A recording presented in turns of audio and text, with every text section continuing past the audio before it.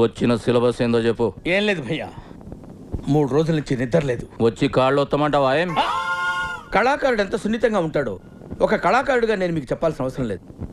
ఒక రౌడీ విధవా ఒక third class fellow నా స్టూడియోకి వచ్చి నా దగ్గర పనిచేసే స్టాఫ్ ముందు నన్ను హట్ చేశాడు. హట్ చేయటం ఏంటండి? కుళ్ళబుడితేను అంతే కదండి. అలా చూస్తారేంటండి? డాక్టర్ల దగ్గర దాదాల దగ్గర ఏది దాచకూడదు, ఉన్నది ఉన్నట్టు చెప్పేయాలి.